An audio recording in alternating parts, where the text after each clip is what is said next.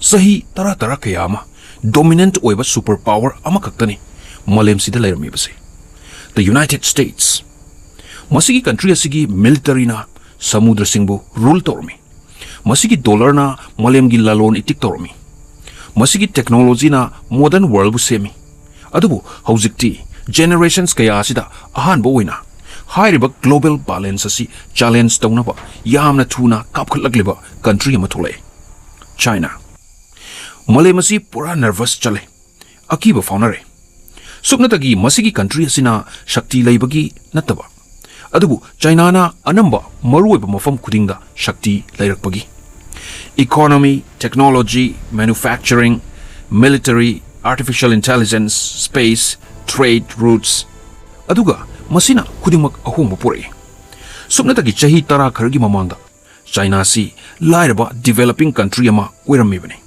adubu yamna extraordinary oiba port ama thoki China na malem gi factory ama oina transform tawjaraki ngasi malem sida seasonariba port anamba China da semba natraga Chinese supply chain dagi lakpa ngatani kudamoina phones electronics machines solar panels batteries industrial equipments western economy kaya ama fau China gi manufacturing gi makha tangjaribani aduga adugi dependence aduna akiba fauna halibani country amana global economy center where abadi malem pumbasibu influence to bangam batabani mi kaya amanati military gi power khaktana super power wehla I haina khali adubu modern power di factory dagi horpani China na masi atai country kaya amana khangdngai dagi yamna ngallingai dagi khangakhi makoi mayam amana finance amasung service ta yamna kana focus tawringai da China na samgat sagat pada focus tawki ports roads railways industrial zones mega cities charu export system chingba kyada tamna China na ekogi planet asigi manufacturing engine werki karigumba country amana aduk chawna manufacturing si control tawragadi global prices supply chains even politics for influence tobangam batabani covid ki matamna karigumba maruiba matagli Chinese factory singna mathau phajana tobangam muktaba khanda malem pumba shock to fauki adubu superpower singna nungnangna ribasi economics khaktanati China na su makoigi military si yamna kanna modernize tawri maruina makoigi navy chahi kharagi matam sida China na makoigi fleet amasung military technology bu yamna sautokhalakhi warships missile systems cyber warfare artificial intelligence space technology hypersonic weapons na singba makoigi military budget si sahi khudingi sumna hengalakli makoigi pandamdi yamna mayek sengi China na supnatagi regional power ama oibadu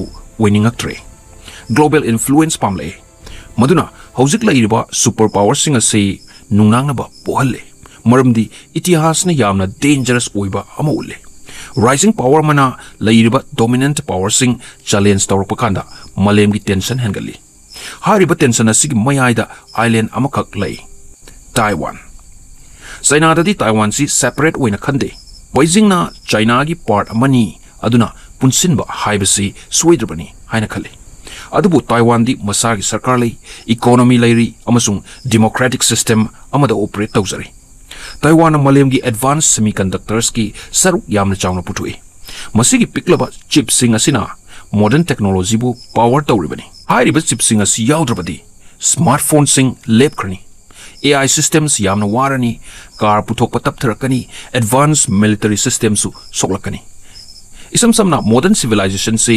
semiconductors ta run tawribani aduna maduki system madugi mayaida Taiwan na famlibani masina maram oiduna analysts kaya mana Taiwan gi conflict ase 21st century gi khwaidagi dangerous oiba crisis sama oirakpa yai haina thajanari mepta mo yengsi malem gi khwaidagi chawba lonitik ki lambi singi marakta ama oiriba trade route ase South China gi samudra da fauduna chalibani yamna saurba global trade ki polam sing masigi singsida sahi kudingi chalibani mafam asida China na yamna chawna control to pami Beijing na artificial islands semkre military facilities sautukhankre regional presence hangalkle yumlo naba country singidi masi yamna chawba strategic concern amani maramdi trade routes control to haibasi economic influence control to bani aduga masigi singse dominate to country do yamna chawba geopolitical power paigani Adubu khwaidagi chawba lana dudi tuminna chattaduna leramba yai.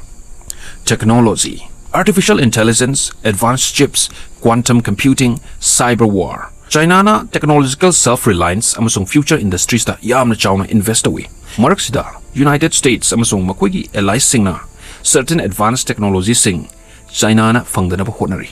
Masi sumna dagi lalon itik competition ama wiraktre. Technological dominance ki la nama wire. Maramdi matangi technological dominance paibaduna tungi world order shape tawani. China si makwigi border manung dakhak saukulak panati. Malem pumbada influence lainaba honarakli. Infrastructure projects, investments, amasung trade partnerships ki kuthangda China na Asia, Africa, amasung Latin America da presence lainaba tawrakli. Roads, ports, railways, energy systems jingba kaya samgalakli. Supporters nadi China na chawkhutpada mating pangmani hairi. Critics nadi China na strategic influence semgatpani hairi. Amo oiro China gi global reach di nongmagi asum chawkhalagli. Space found China na international partnerships amasung infrastructure expand tawri. Adubu China gi su ason balai. Rise tawragasu problems mayamama thengnai. Ahan oisalakli ba miyam. Economic slowdown. Sendon gi pressure. Nahasing thabak fangdaba. Property market instability na chingba. Experts karana hainabada masigi internal pressure sina makwigi long term challenge oirakpa yai. Aduga itihas na maruoiba amoli. Pressure gi makhada laiba rising power singsi unpredictable oi. So superpower singna China ki ribasi karigino. War sungsoi suedre haibagi natte. China fatte haibagi natte. Adubu China na history da pak thoktaba karigumba ama represent away. Global balance asibu nauna shape tawba rising power adubuni. Maruoiba 21st century ki wahang amadi ningsingsi. Hauzik lairiba superpower singsiga amasung rising challenger asiga shanti da hingminnaba ngamgadoribra. Natragana humanity asi anoba global rivalry amada sangsalabra. Please subscribe, like, share and comment. Thanks for watching.